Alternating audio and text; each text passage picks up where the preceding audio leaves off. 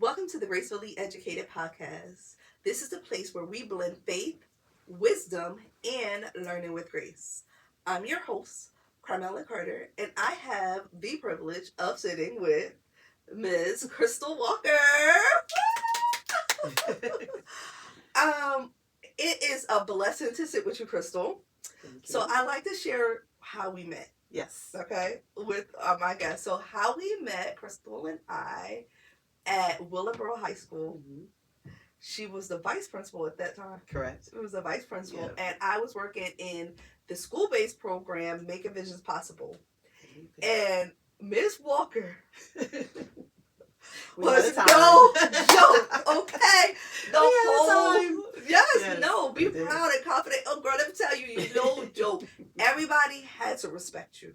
They had to respect the work that you did, the confidence you walked in, the pride in allowing that school to function and flow the way it flowed, the dynamic duo that you guys had. Yes. Let me tell you, it was phenomenal watching you. And I would say you were such an inspiration to me because I always look at you like a boss chick. Oh, wow. Yeah. It was like Miss Walker is the boss chick because you did not let nobody control the narrative of that school except those administrators. Meaning parents was coming subject. Your child was misbehaving. Period. Okay? The kids was coming subject. You misbehaved. So you're going to have to deal with that consequence. But also seeing the joy and the pride that you have in the students that was doing really, really well. It was just such a great balance of I'm going to hold these people accountable to I'm going to love you in this space. Correct. So I wanted to share with the world how much you inspired me in education. No problem. As a boss, like chick. Like I don't even know what other words to describe it. I mean, there were times parents was like trying to fight you because of absolutely how you held the standard. And I would get right behind you. Like, absolutely. We're not doing this. Nope. Because I knew your heart towards education. So I just want you to know that you are an amazing woman in education. And I'm glad to have known you, to get to know you. So now the world is going to get to know you. But before we get there, so yes, that is how we connected. But I want to let you know that just everything that you encompassed inspired me. Oh, right? I just remember, your journey. Yeah. Always faith-based. We both, always had that.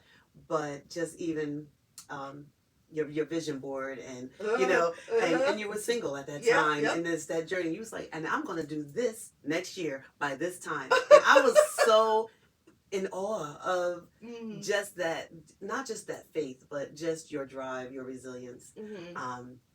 And you gave me my first opportunity because I was also an art teacher.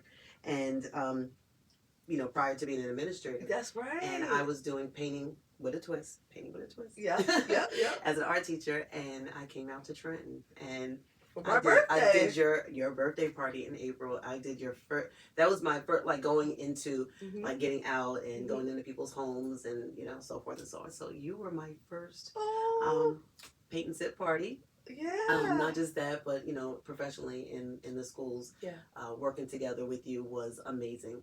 You can't be a boss, you can't be the boss without other people collaborating with you, and you collaborated, and everything fit like the perfect puzzle. Oh my goodness, such a perfect puzzle. Yes. Yeah. Miss Carter is amazing. Hey, Miss Carter. Definitely. I love it. Yes.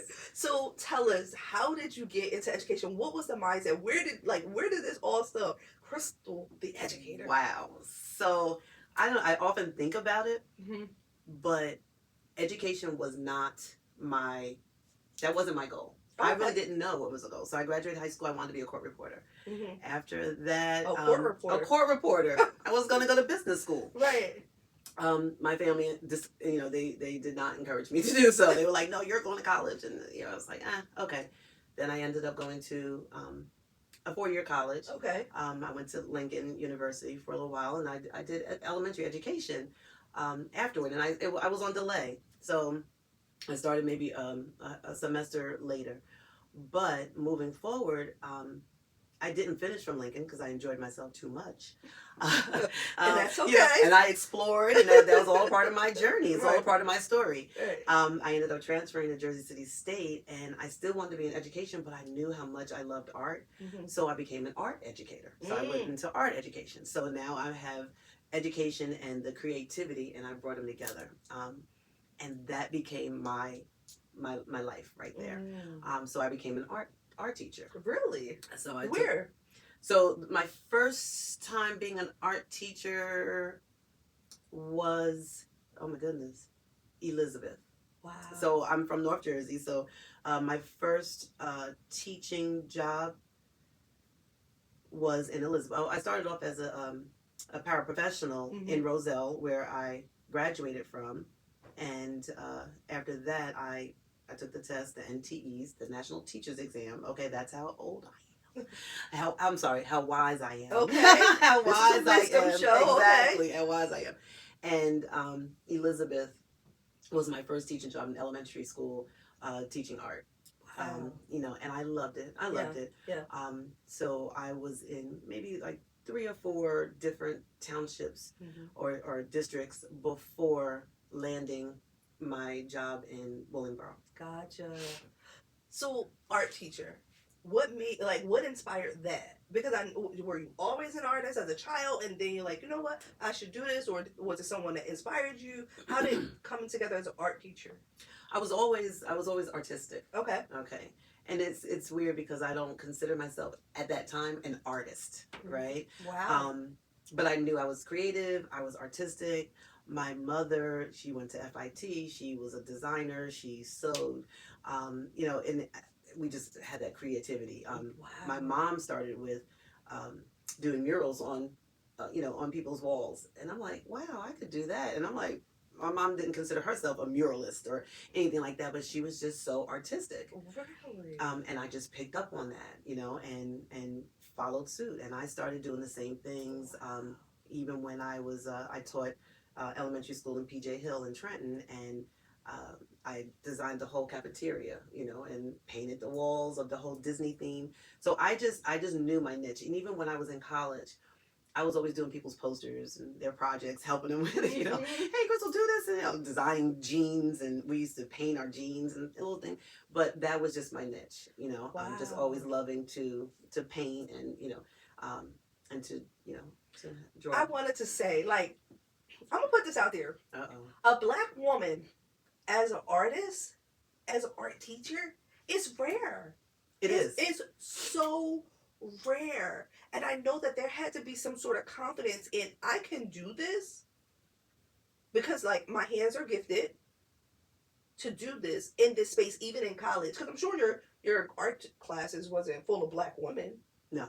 No. So how was that journey in those classes? When you say rare, and I don't fit the stereotype. Because look at her. I do not fit She's the Beautiful. stereotype. I mean, from head to toe. Yeah. And every art teacher that I've seen has an art look. They're different, right? Right. But you're an Black eclectic look. You're right. beautiful. Thank you. Head to toe.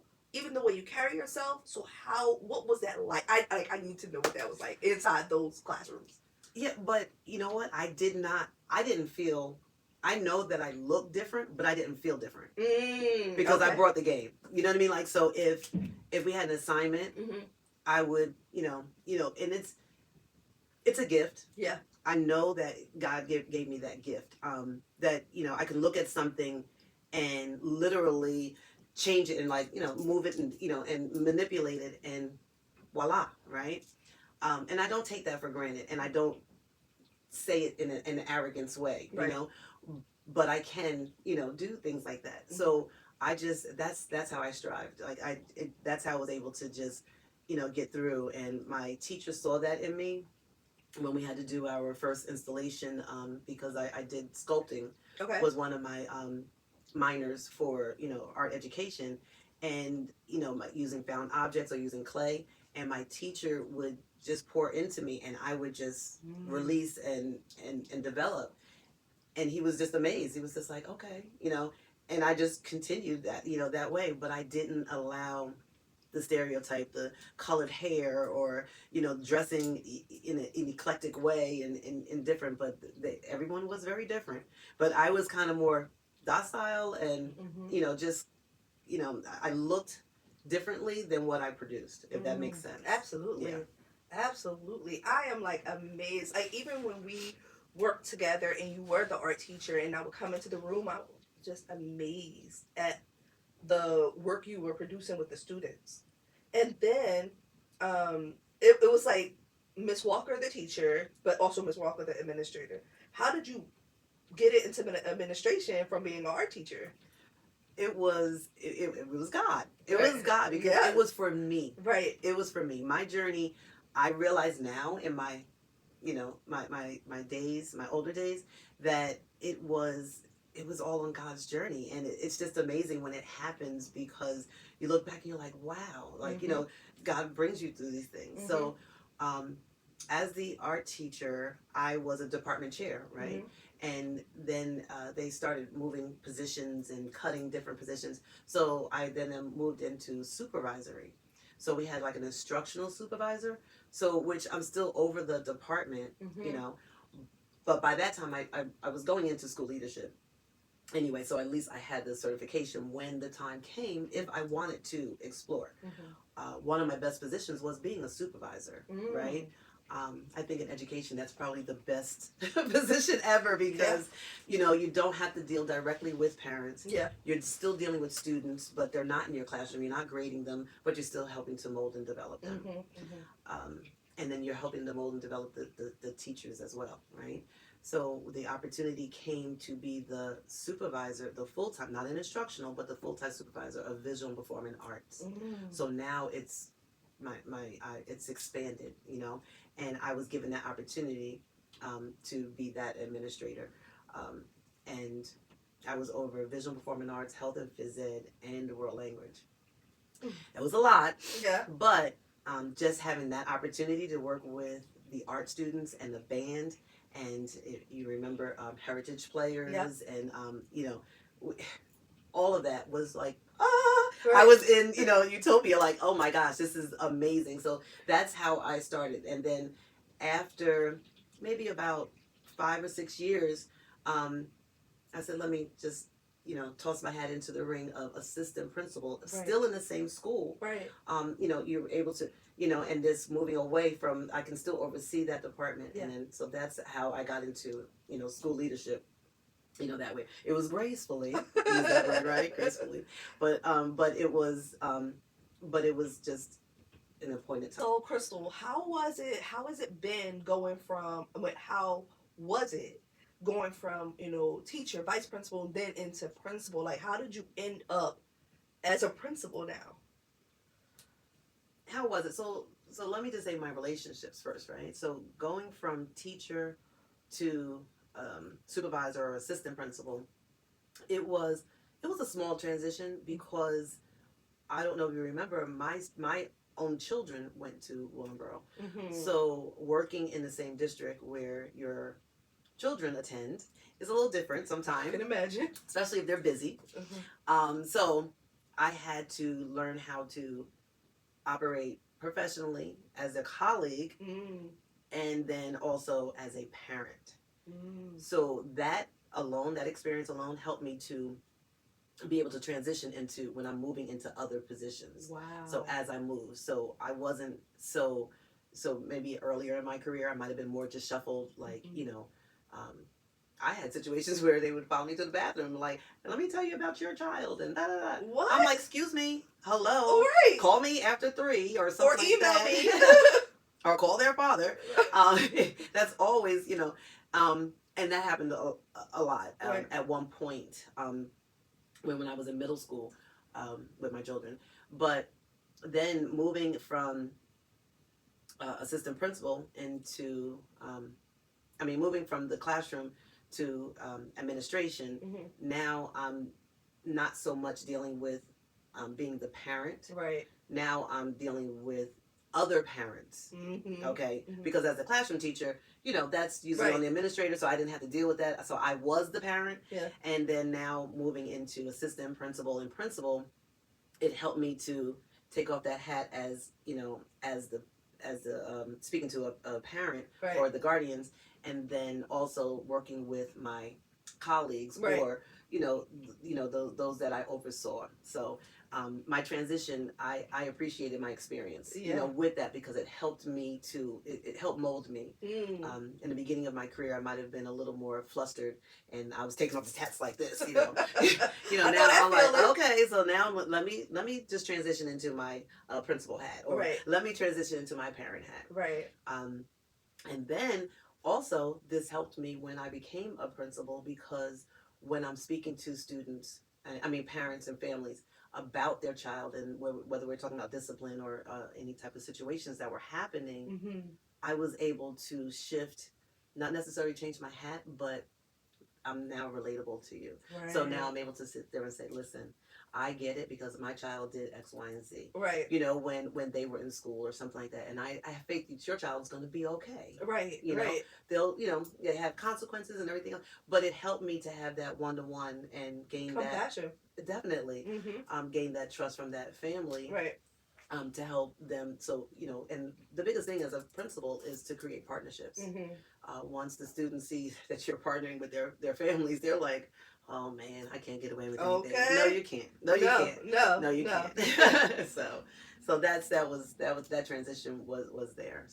So then you went from Willingboro, and then I know you transitioned to another school. How was that? Correct. So I stepped out on faith. I didn't have the opportunity at that time in Willingboro to be a principal at that time. So I leaped, literally, leaped into the face and to leap. So I went to a charter school, and I became the principal of a middle school, of a charter school. And I think it was so inviting and overwhelming for me that I jumped so quickly, because I had already worked 19 years in Willingboro. So I wasn't sure, should I leave, should I not leave? But I did.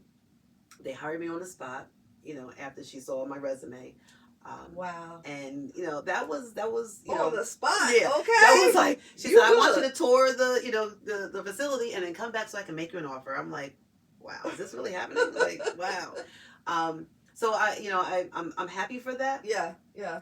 But then learning the way things moved, right, in a charter compared to a public, was different for me. Totally different worlds. Totally Charter different. school is like teach like a champ, where public school is get in when you fit in, and it's a whole new language.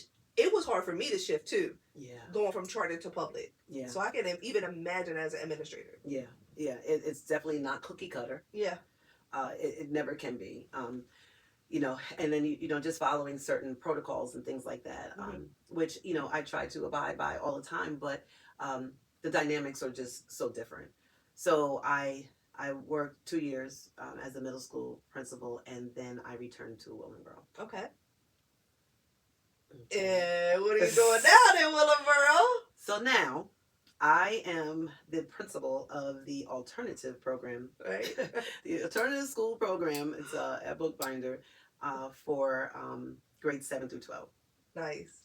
It's a challenge. I can imagine. It's a challenge. But like, you belong there. And it's so funny, because every position that I've had, somebody was, oh, this is perfect for you. This is perfect for you. Right. Starting out in Willingboro, even though I started out in the middle school, as some of my positions, I was the early childhood supervisor. Oh, wow. So I was the early child for like 3 years, and everybody was like, oh my gosh, this is perfect. Oh, Miss Walker, I'm going to bring my kids here. Right. So this is perfect for you. I'm like, okay, Right. Then after that, I, went back into the high school. Yeah. As a assistant principal, and, thrived in that way. Awesome. Working with visual performing arts. But now, returning back, the alternative. Now, as you know, it's like the ABCs, right? They're there for attendance, behavior, or credit deficient. Oh, wow. The majority of them, of course, behavior, you lose your credits if you don't know how to act. Yeah. And then if you don't come to school and you act up, and, it's just all combined, right? But the one thing that has sustained me working in alternative school is that my experience in Willingboro for so long. Yeah. So I'm coming back, and now I see some of the children, and I'm looking at their profiles. I'm like, oh, that's so and so's child. I know, so I meet the parents now. I'm like, they're like, Miss Walker, when are you back? So I taught them. Screaming. So I taught them. Like, I've been in the district since 2003. Right. So, the parents are older now. They have children that are in high school age. And there's one particular parent, came up, and they were so excited, and they were like, Miss Walker was my teacher, and da-da-da. And they're going on and on. And I, after everybody left, I said to the parent, I was like, didn't I tell you not to have children? Because you gave me a hard time. It's the way you cut out. It's now the way your child is cut out. I told you. Now. And now you're getting back what you gave. Okay. And now you're trying to give it to me. Again. Yeah. And they just laughed. But that was my, what I call saving grace, because now I have this relationship that's already established. Yeah. So no one else could have done that, unless they were me. Yeah. and which is awesome. But it's like, you have such a gift in education, in relationship building, and stuff like that. But you also have a gift of art, which you combine education and art. And now you have a business, and I need the people to hear all about the business, because I know I was introduced to her with the business for, like we said, she came and did my party years ago, but also when I was pregnant. With my daughter. Oh, that's right. Yeah, I was pregnant with the body paint. Oh my goodness. She did body painting on me. I was like, oh wow. Yes, right. Wow. Exactly. I said, who can I trust to see me half naked? See me half naked, and the only person I could think of was you. And I was like, Chrystal, do you mind? And I tried this. Right, could you try? And we did. And we did it. And if I find a picture, you'll see it here. But it was a picture of my daughter, and she drew my stomach. Drew on my stomach. It was like a little baby swaddling baby. Yeah, coloring on like a half moon or something like that. It was so nice. That was so funny. So beautiful. It was such an experience too, because as a body painter now under your belt. I know, right? Oh my goodness. You have the person has to stay still. You can't be moving around, and I can't imagine the challenge of me having to go to the bathroom, all of the things. So your business is so much. So tell us about what you do, some of the things you do as an artist. Well, one of the things that I always said I never wanted to not do was, be in front of a group, or, that as much as I say I'm nervous is my thing. Yeah. Right. It's just thousands.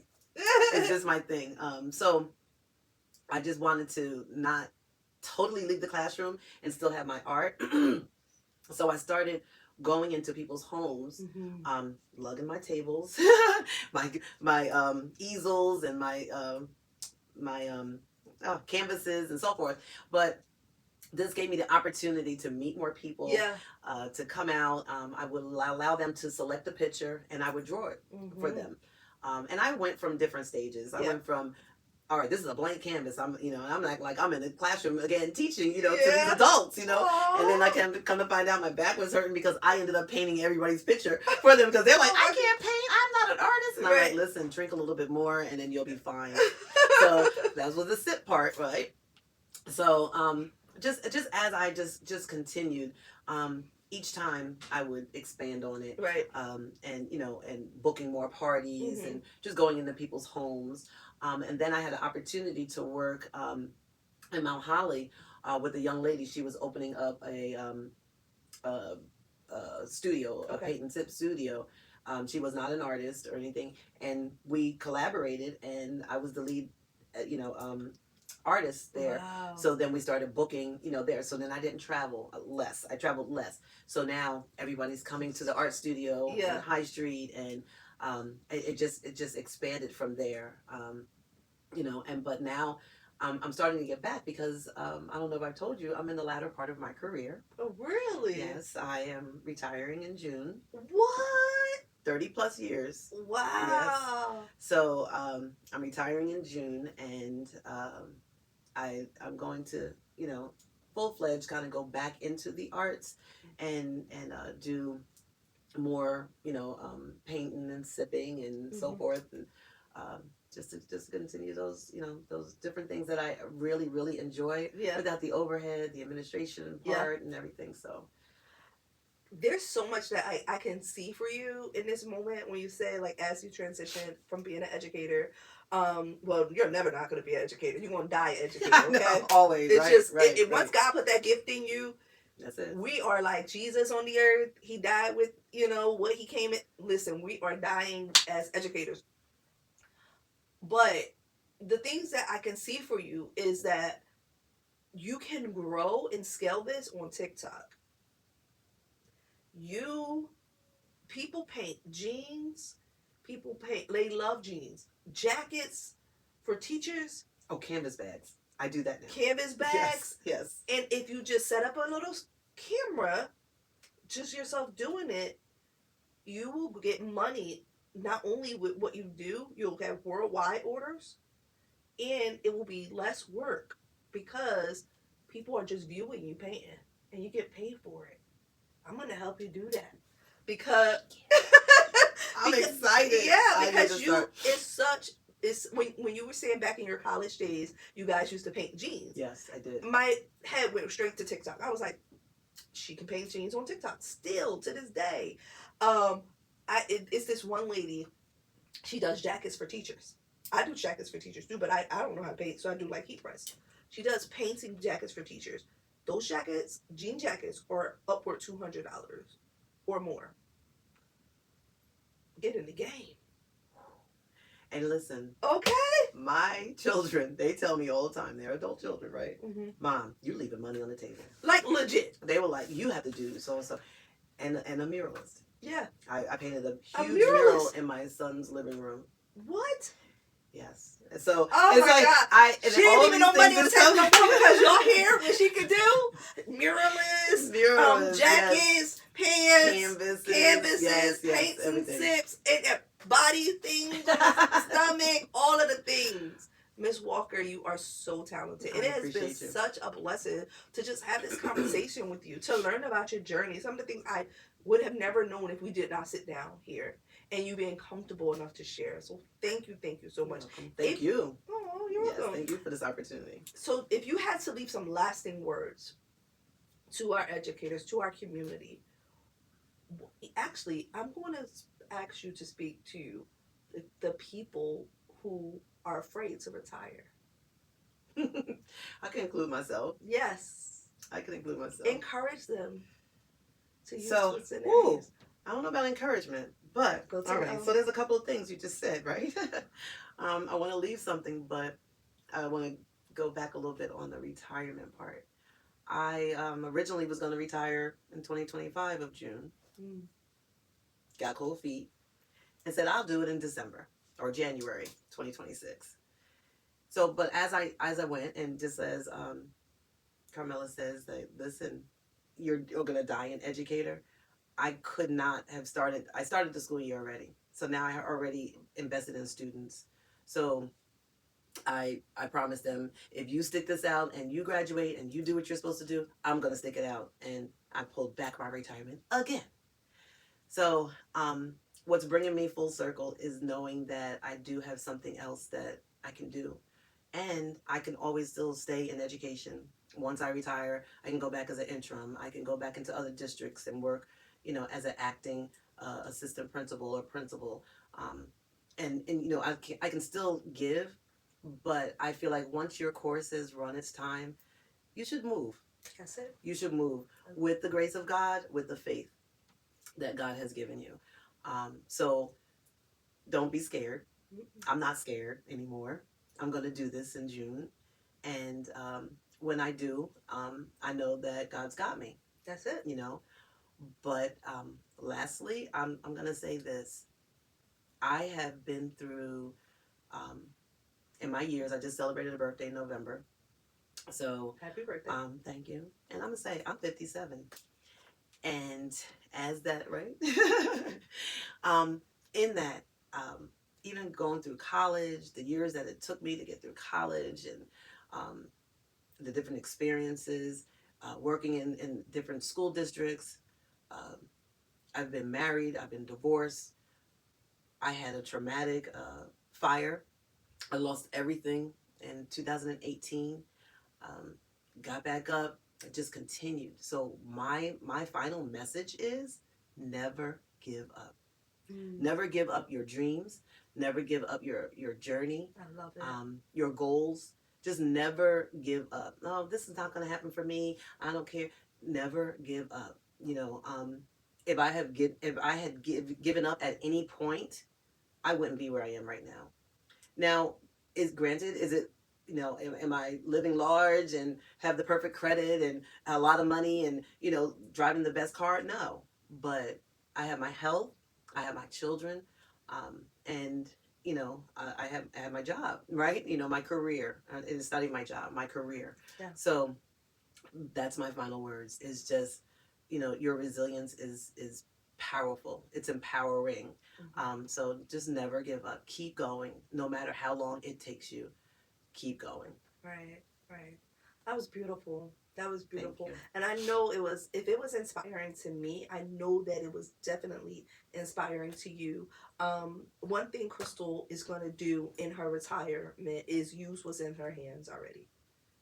And the gift that's in her hands is art. The gift that's in her hands is education.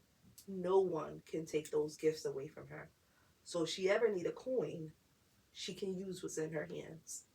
So thank you. Thank you for being here. And thank you for watching. And if this episode has inspired you, I need you to drop a message for Ms. Walker in the comments. If you was her previous student, she needs the encouragement. Drop it in the comments. Let her know how she inspired you. Until next time, make sure you like, share, and subscribe. And thank you for joining us here at the GraceFully Educated podcast, where we definitely learned faith, wisdom, and learning with grace. Have an amazing day. And until next time, bye.